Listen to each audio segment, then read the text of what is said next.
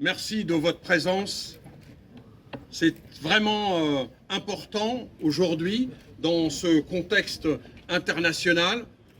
Votre présence ici montre combien un processus de l'histoire a été oublié et que grâce aux citoyens et citoyennes que nous sommes, eh bien, nous allons le faire revivre. Le revivre pas de manière revancharde, non plus pas par une mémoire du pathos, comme on dit, mais par une mémoire de combat, une mémoire de la fraternité. Et ça, c'est quelque chose d'extrêmement important. Donc, je suis Mehmet Kaki et nous avons, en 2015, initié une chose importante à Paris, notamment un vœu au Conseil de Paris, et qui a été voté à l'unanimité. C'est-à-dire la droite et la gauche ont voté comme un seul homme ce vœu qui demandait quoi? Qui demandait la reconnaissance par le président de la République de l'époque de ces crimes coloniaux, et notamment ce crime de Sétif, Guelma et Harata. Alors, vraiment, le chemin, on a fait notre chemin, comme dirait l'autre, puisqu'on a créé un collectif national. Donc l'association Les Oranges avait lancé cette affaire à partir de Nanterre, ville historique de l'immigration algérienne, puisque je ne sais pas si vous savez, mais pour les plus jeunes, peut-être qu'ils ne le savent pas, ici à Nanterre, en 1937, en mars 1937, a été créé le PPA, le Parti du peuple algérien. Ça veut dire quoi? Ça veut dire que si vous voulez, les Algériens ne s'intègrent pas dans un dispositif misérabiliste, vous savez, les bidonvilles, les rats, tout ce que vous voulez, les schémas de représentation habituels. Mais ils font de la politique depuis les années 20, de l'action culturelle, etc. Et donc c'est important de restituer toute cette histoire dans sa globalité, et c'est pourquoi depuis une quarantaine d'années, on se bat pour faire en sorte que cette mémoire, elle soit la mémoire de la fierté. Et puis, une chose très importante, ce qui s'est passé, et je vais en parler, le 8 mai 1945 à Sétif, Guelma et Harata, eh bien, ce qui s'est passé là-bas et toutes les conséquences qu'il y a eu, c'est d'abord l'histoire de France. Et c'est pour ça qu'il faut restituer aux Français qui ont été amputés d'une grande partie de leur histoire. Et c'est pour ça qu'on fait ce travail-là. On fait ce travail-là, il n'appartient pas seulement aux Français héritiers de l'immigration coloniale ou aux Algériens, il appartient à l'ensemble des citoyens, donc c'est quelque chose d'universel. Alors puisqu'on parle de quelque chose d'universel, que s'est-il passé précisément ce 8 mai 1945 pour les enfants ici ou les plus jeunes qui ne connaissent pas? Le 8 mai 1945, d'abord, il faut dire qu'il y avait un contexte politique très important. D'abord, nous avions au pouvoir qui? Le général de Gaulle, le grand Charles.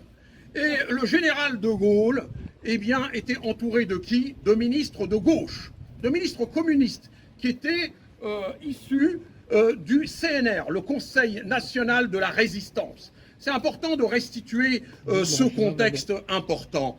Et la deuxième chose qu'il faut dire, c'était aussi un manque de respiration collective. Vous savez, le peuple algérien, il était étouffé depuis des années dans un colonialisme sauvage, une barbarie totale. Et l'exemple le plus important, c'est celui du 18 juin. Non, pas celui du 18 juin de M. de Gaulle. Le 18 juin 1845, que s'est-il passé à Mostaganem? Eh bien, à Mostaganem, le général Bugeaud et son adjoint Pélissier, eh bien, ils ont enfermé des femmes, des enfants, des vieillards dans une grotte où ils se sont réfugiés pour ne pas être tués. Ils ont mis en place, le général Bugeaud et ses adjoints, un feu. Et ça s'appelait quoi, ça? Les enfumades. Et ces enfumades ont asphyxié des milliers de femmes, d'enfants et de vieillards qui sont tous morts dans une mort horrible. Eh bien, c'est pourquoi ce traumatisme, eh bien, de la colonisation est un poison véritable qui a assassiné beaucoup de peuples. Et donc, on arrive au 8 mai 1945, eh bien, les Algériens en avaient marre. Ils voulaient vraiment respirer, et respirer en disant, bah, puisque nous avons contribué à à l'effort de guerre contre le nazisme, contre ce poison ignoble, le nazisme, qui a osé s'attaquer à la sacralité de la vie. Oui, la personne humaine n'existait pas pour les nazis. Eh bien, les Algériens ont demandé effectivement de la justice, d'être considérés. Parce qu'à l'époque, il faut vous recontextualiser. À l'époque, un bon arabe, c'est un arabe qui marche courbé, qui baisse la tête. Il était interdit de lever la tête. Et c'est ce qui s'est passé, et je me réfère aux travaux de mon ami, un des plus grands historiens, Jean-Louis Planche. Alors ce 8 mai, il y avait une manifestation pacifique comme celle-ci, par exemple, et les gens se sont rassemblés à la mairie de Sétif. Ils se sont rassemblés à la mairie de Sétif pour réclamer justice, égalité, fraternité. Parce que dans tous les frontons, en principe, il y a égalité, fraternité, puis je sais pas quoi, liberté. Hein. Eh bien, voilà, ils se sont dit, eh ben c'est bon, puisque beaucoup de nos hommes ont été sur le front, sont morts sur le front, ont été estropiés sur le front, et ils sont revenus, ils disent, ben maintenant, ça y est, on va pouvoir acquérir la liberté, on va pouvoir acquérir la respiration. Hein? Eh bien, au lieu de ça, que s'est-il passé? Un gamin, un jeune, Saïd Boualal, Sahal, et ce gamin, il avait 15 ans, c'était un scout, un petit garçon, très mignon, comme tous ceux de 15 ans, il a brandi un drapeau algérien, comme celui-ci, en plus petit, et pour l'avoir brandi, eh bien, un gendarme est venu le voir à bout portant et il l'a assassiné à bout portant. À partir de là, il y a eu une émeute. Et que s'est-il passé? Oui, à partir de cette émeute, il y a eu malheureusement des morts du côté de ce qu'on appelait les Européens. Hein, parce qu'il y avait à l'époque les FMA. C'est quoi les FMA? Les Français musulmans d'Algérie. Hein, ou les indigènes. En fait, on a eu plusieurs noms comme ça.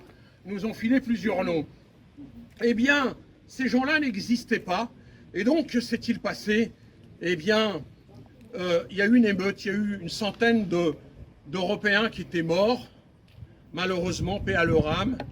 Et à partir de là, la haine s'est mise en route. Les colons, l'armée française, dans laquelle, il faut le dire, ils ont fait faire le sale boulot terrible. Parmi l'armée française, il y avait des Marocains, et aussi des Sénégalais, c'est-à-dire des frères et des sœurs qui étaient là, normalement, qui ne pouvaient pas tuer leurs frères. D'ailleurs, certains ont refusé. Eh bien, ça a été une boucherie totale, d'abord par l'armée française, et puis, seulement, là, tous, je suis sûr que vous pensez au 8 mai, on se dit, il y a eu un massacre le 8 mai. Mais pas du tout, pas seulement. Les travaux de Jean-Louis Planche, qui s'est basé sur les archives de la CIA, de l'ex-CIA. Vous savez que les Américains étaient là-bas, sur place. Ils ont photographié, ils ont plein de documents. Eh bien, du 8 mai 1945 jusqu'au 30 septembre 1945, c'est-à-dire pendant 5 mois, il y a eu des massacres terribles qui ont fait près de 40 000 morts. Et ça, si vous voulez, de manière véritablement injuste. À l'époque, quand on fouillait quelqu'un, un arabe, et qu'on trouvait quelque chose, un papier écrit en arabe, eh bien, ils avaient ordre, les forces de l'ordre, de l'abattre immédiatement. Pourquoi? Parce que le fait d'écrire, ça veut dire qu'on a un cerveau. Parce que toute l'histoire de la colonisation, ils ont cassé le savoir, détruit les écoles algériennes qui existaient. Il y avait une université, il y avait des choses. Ils ont dit, voilà, c'est des sauvages, on est parti apporter les bienfaits de la colonisation. Ben, c'est absolument faux. Hein. Les Algériens étaient lettrés. Ils avaient un savoir, un savoir-faire.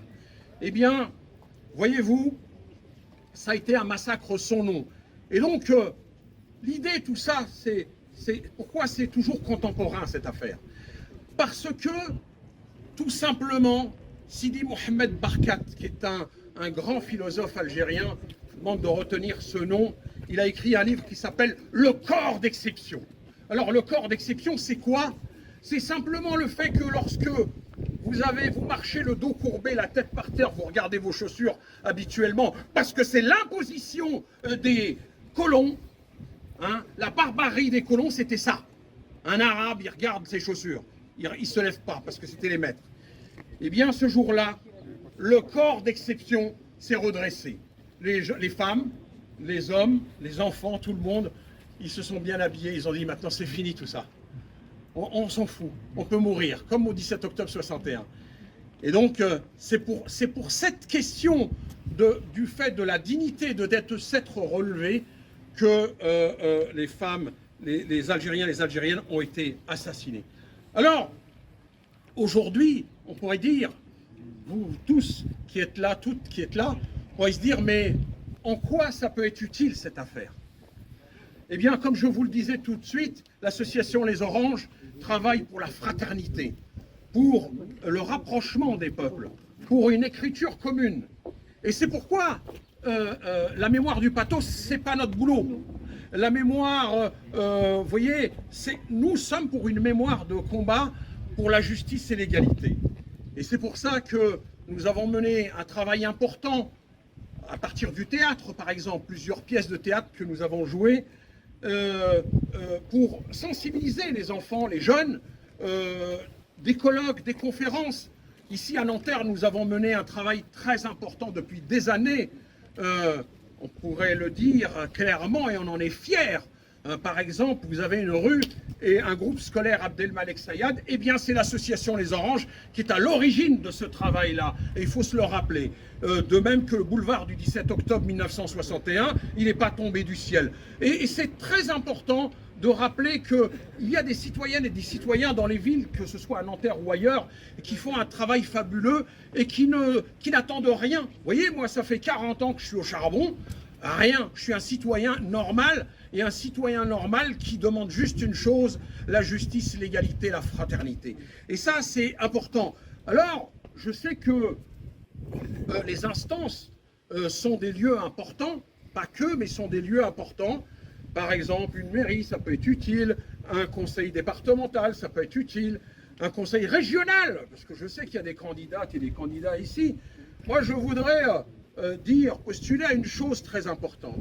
Il faut inscrire le travail de mémoire collective, de mémoire de mobilisation dans la durée. Et c'est pourquoi je demande aux candidates et aux candidats qui se présentent au conseil régional de faire une chose très importante. Une chose qui existait, qui marchait, mais qui marchait mal. Mais qu'il faut vraiment la réhabiliter. Il faut une délégation de la mémoire. Il faut qu'il y ait un vice-président ou une vice-présidente déléguée à la mémoire. C'est très important. Et la deuxième chose, il faut que ce travail de mémoire soit en interaction avec les quartiers populaires, c'est-à-dire avec les citoyennes et les citoyens que nous sommes, et qu'ils ne puissent pas continuer dans cette arrogance d'être élu et de se dire je suis tout. Eh bien non, un élu, il est au service du peuple. Un élu, c'est quelqu'un qui est proche du peuple. Un élu, c'est quelqu'un qui écoute le peuple. Les associations, tout le monde, et qui porte haut et fort les revendications du terrain. Et ça, c'est important. Alors, je vais conclure là-dessus parce que je pourrais parler encore longtemps. Mais tout ça pour vous dire que je suis très heureux. Et vous dire simplement que ce travail ne s'arrête pas là. Le 18 juin prochain, rue de Rivoli, retenez bien cette date, nous allons faire un rassemblement rue de Rivoli avec notre collectif national Mémoire de combat. Ce 18 juin, nous allons nous rassembler devant le sinistre, le criminel, le pervers, le général Bugeaud. Vous savez qu'il y a des rues, des avenues en France encore de ce sinistre nom. C'est comme si demain, on dirait, il y a l'avenue du général Pétain. Personne n'accepterait ça. Je ne parle pas d'Hitler, mais vous imaginez, l'avenue Hitler. Mais attendez, donc le général Bugeaud est un criminel. C'est lui qui a inventé les chambres à gaz. Les enfumades dont je vous parlais tout à l'heure, c'est quoi? C'est l'ancêtre des chambres à gaz qui ont fait des choses terribles. Eh bien, nous allons demander le 18 juin le retrait des statues et des rues, avenues de ce sinistre général Bugeaud, parce que non seulement il a massacré le peuple algérien, mais pas seulement, il a massacré aussi la République française. Ce monsieur a osé s'attaquer à l'époque, il a voulu renverser et instaurer la monarchie. Voyez-vous, donc c'est pas seulement un ennemi des Algériens, c'est un ennemi de la République. Et donc c'est pour ça que Madame Hidalgo, elle devrait réfléchir 2 fois à avoir une avenue du général Bugeaud dans sa ville. C'est un scandale, c'est un véritable scandale, c'est pas possible. Et donc le 18 juin, nous serons là-bas et nous serons attentifs. Et je peux vous dire que l'association Les Oranges et notre collectif national Mémoire de combat, eh bien, continuera son travail et nous lâcherons pas l'affaire et nous serons très vigilants à qui fait quoi. Dis-moi comment tu fais, je te dirai qui tu es. Bravo. Merci. Bravo. Alors, je voulais, avant de finir totalement, je voulais d'abord remercier mes amis du collectif, bien sûr, remercier mon ami Ahmed Gemaï de l'association Cité 2000, qui, en fait, faut-il dire la vérité, c'est un peu grâce à lui, c'est lui qui m'a remonté le moral, parce que d'habitude, je faisais ce rassemblement à Paris, place du Châtelet, et donc on était, voilà, et il m'a dit non, écoute, ville historique, etc., tu le dis tout le temps, allez, faut que tu sois en accord avec tes actes, avec tes paroles. Donc je l'ai suivi et je le remercie. Je remercie également l'association Oasis et l'association des Chibani, avec mon ami Bouzenzen et tous les autres que je ne peux pas citer mais qui sont là. Je remercie tous les élus qui sont là, vraiment, parce que c'est important dans leur diversité. Je sais qu'il y a toutes les couleurs politiques. Parmi ces élus, j'en ai rencontré un la semaine dernière dans les Yvelines, et je dois dire que c'est rare dans la vie quand on se méfie toujours des élus, on se méfie toujours des hommes politiques, et des fois, eh bien, il y en a qui sont véritablement sincères et il y en a qui méritent d'être connus parce que tout simplement on les connaît pas. Et cet élu, eh bien, c'est Julien Bayou, et donc on a eu une conversation très intéressante. Je crois qu'il est là, il est par ici, et donc on va lui demander de venir, de se rapprocher. Julien Bayou. Bonjour à tous et tous. Merci beaucoup à Mamed Kaki de m'avoir invité pour ce moment de recueillement. C'est difficile de parler après Mamed Kaki, évidemment. Et ce 8 mai 1945, ça a été dit, nous sommes nombreux et nombreux dans tout le pays à nous recueillir sur la mémoire et l'autel des victimes de la Shoah, de ces GIs qui sont venus périr sur nos côtes pour nous libérer, sans oublier les Russes qui se battaient sur l'autre front pour permettre à l'Alliance, aux Alliés de l'emporter sur la barbarie nazie, sans oublier bien sûr les forces françaises de l'intérieur, et malheureusement souvent en oubliant les tirailleurs sénégalais, les tirailleurs algériens, l'armée d'Afrique, qui ont pris leur part dans cet immense effort de libération de notre pays face à la barbarie nazie. Et en oubliant tout le temps les victimes des crimes coloniaux, et notamment en Algérie le 8 mai 1945. Aujourd'hui, moi je prends la parole devant vous, évidemment en tant qu'homme politique, en tant que secrétaire national d'Europe Écologie Les Verts, mais peut-être et surtout en tant que petit-neveu d'un officier de la Légion d'honneur, le colonel Jacques Florentin, qui, dès 1940, au fin fond du Tchad, a rejoint le général de Gaulle, a participé au serment de Koufra, juré de ne déposer les armes que quand nos couleurs, nos belles couleurs, flotteront à nouveau sur la cathédrale de Strasbourg. Il a tenu parole. Je prends la parole devant vous en tant que petit-fils d'un homme de gauche menacé par l'OAS, quand en 1961 il a pris position, évidemment, comme bon nombre de femmes et d'hommes de gauche, pour l'autodétermination du peuple algérien. Et je prends position, et je parle devant vous en tant que petit-fils d'une femme, en tant que fils, pardon, d'une femme porteuse de valises, qui s'est élevée contre la torture en Algérie, et qui en 1962 s'est engagé aux côtés de la démocratie naissante en Algérie comme pied rouge, on disait à l'époque. Et malheureusement, tous ces faits, je ne les ai pas appris à l'école.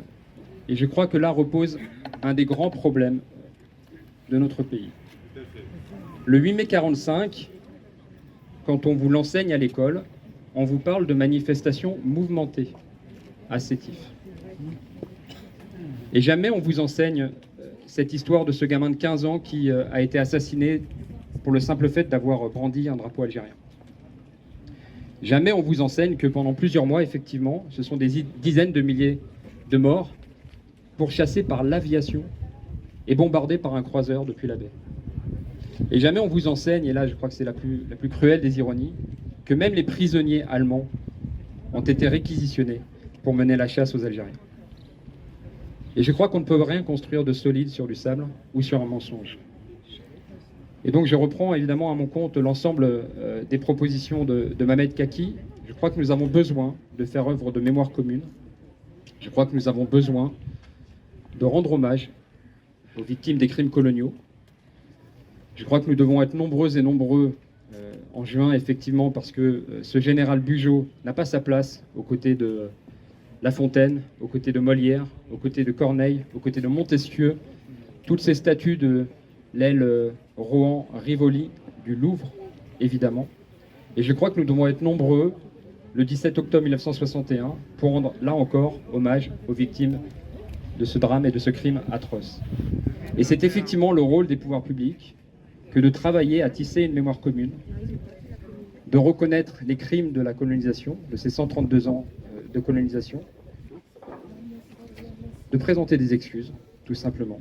On ne peut pas imaginer reconnaître des crimes sans derrière en tirer les leçons qui s'imposent. Évidemment, je ne comprendrai pas d'autres conclusions. Et de travailler à l'entretien de cette mémoire, de cette flamme commune, par notamment la mobilisation. Je pense à un office franco-algérien de la jeunesse, je pense à une fête commune du 8 mai 1945, je pense à des travaux de recherche universitaire, à des coopérations. Voilà l'enjeu aujourd'hui, un enjeu de mémoire, un enjeu de recueillement, et finalement la condition pour se projeter ensemble dans un avenir commun pour notre pays. Merci à vous. Merci. Merci. Souvent, ils étaient gentils, me disaient pas tu nous prends la tête, mais j'avais bien compris que c'était difficile. Eh bien, quelques années plus tard, j'en ai retrouvé un, et je peux vous dire que je suis fier, éminemment fier, aujourd'hui qu'il soit là. Aïssa Terchi, qui est tête de liste ici, dans les Hauts-de-Seine, au nom de la France Insoumise, à qui je passe la parole, à ce petit jeune qui a grandi. Merci Mamet. Je n'avais pas spécialement prévu de prendre la parole, mais pour moi c'est important d'être présent ici aujourd'hui, comme chaque année, depuis de nombreuses années. Mamet l'a très bien expliqué en début de son intervention. Être présent aujourd'hui pour l'autre 8 mai 1945, c'est pas seulement rendre hommage à toutes ces milliers de personnes qui sont mortes ce jour-là, mais c'est aussi construire pour l'avenir. Car finalement, la France et l'Algérie, c'est comme un couple. C'est cette histoire commune qui s'est construite bien sûr dans des tragédies, dans des malheurs, mais aussi avec beaucoup de bonheur. Car aujourd'hui, on peut imaginer, compter le nombre de familles françaises qui a un lien avec l'Algérie, avec un Algérien, une Algérienne. Et tout ça, pour conclure finalement et vous dire qu'il y a cette nécessité d'être présent aujourd'hui, comme on l'est pour le 17 octobre 1961, pour éviter que cela se reproduise, pour faire en sorte que cette mémoire collective perdure. Alors merci, cher Mamed, toi qui m'as, quand j'étais plus jeune, enseigné, bougé, à m'impliquer. Parce que finalement, lorsqu'on a envie de changer les choses, elles se font par l'engagement. Et au-delà des couleurs politiques, l'engagement se fait au quotidien, en tant que militant aux citoyens. Donc merci à toutes et à tous d'être vraiment présents aujourd'hui. Continuons à l'être l'année prochaine et les années suivantes. Merci.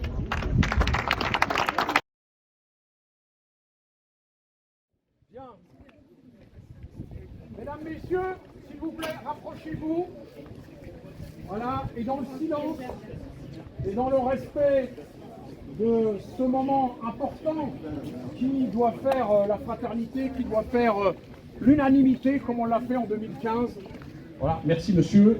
Donc on va se rapprocher. Alors, on a toujours dit, depuis 2015, que l'histoire, la mémoire, ça s'inscrit dans les lieux de savoir. Mais les lieux de savoir, c'est quoi?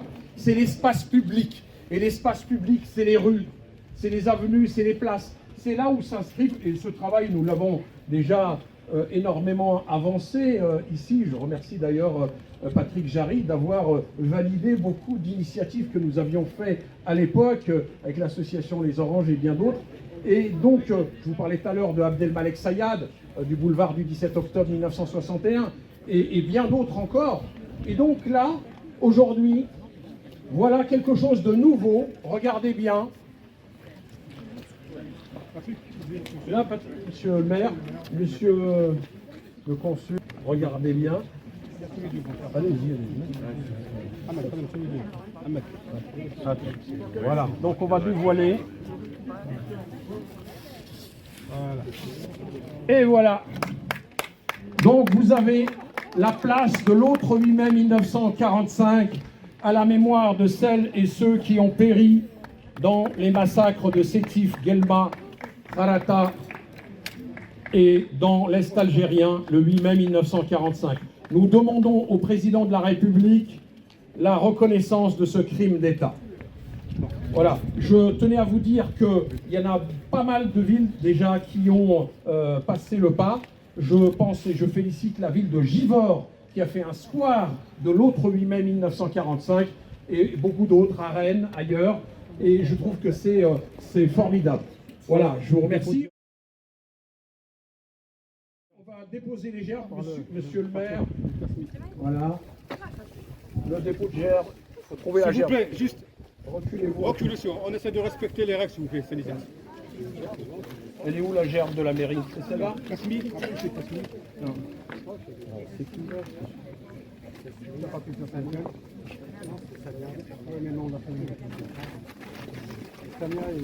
Samia. Dépôt de gerbe de Madame Samia Kasmi. Allez-y. Laissez-lui un peu la place, s'il vous plaît. Les photographes. Ouais, très bien. Attendez, 2 secondes quand même devant. Silence, s'il vous plaît. 2 secondes. Voilà, on se recueille un peu. Voilà, maintenant, monsieur le consul. Monsieur le consul. Elle est où la gerbe, monsieur? Voilà. Allez-y, monsieur le consul. Voilà. Super, on se recueille 2 secondes.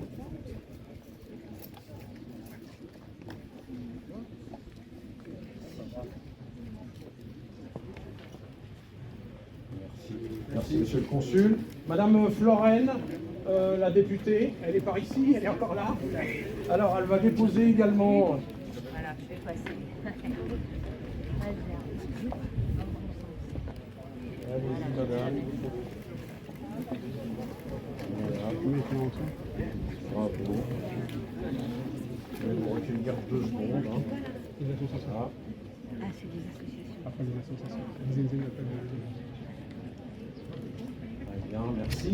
Monsieur Bouzelzan, au nom de notre collectif, et monsieur Ahmed Jemaï, et l'association Oasis, voilà, une gerbe aussi. Merci à eux aussi pour le travail.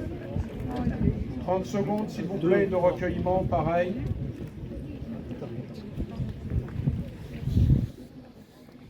Voilà. Et il y a monsieur Julien Bayou. Monsieur Julien Bayou, il est par ici. Voilà.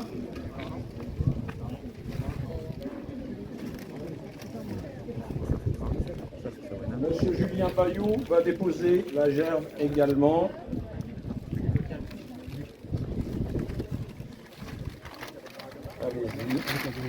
Voilà. Les 30 secondes de recueillement. Non, non, Sabrina. Oui, oui, oui, oui.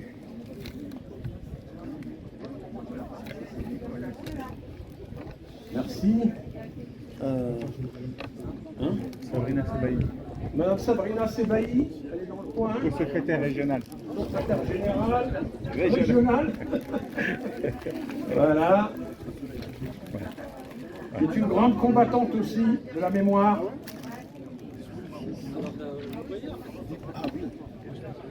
Monsieur Philippe Bouriachi, notre ami, qui est aussi un grand journaliste.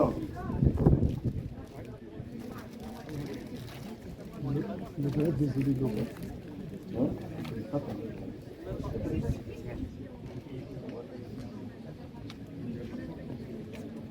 Merci. Le groupe des écologistes de Nanterre et Génération. Et Génération. Voilà.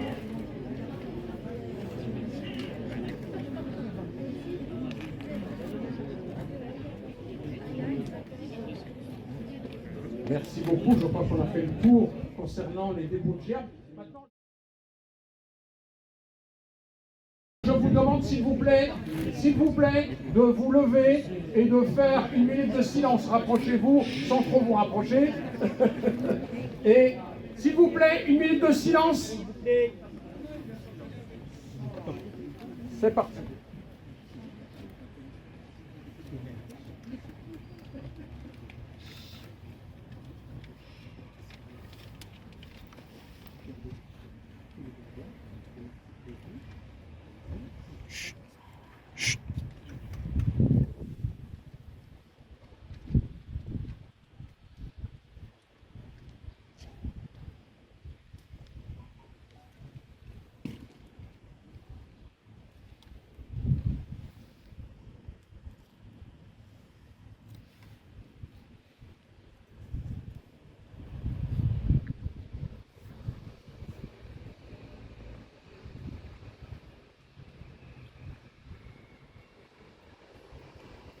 Je vous remercie. Et donc, nous vous donnons maintenant rendez-vous le 18 juin, rue de Rivoli, à Paris, pour justement un autre combat contre le général Bugeaud. Je vous remercie vraiment et chaleureusement du fond du cœur. Et à très bientôt. Merci beaucoup. Merci.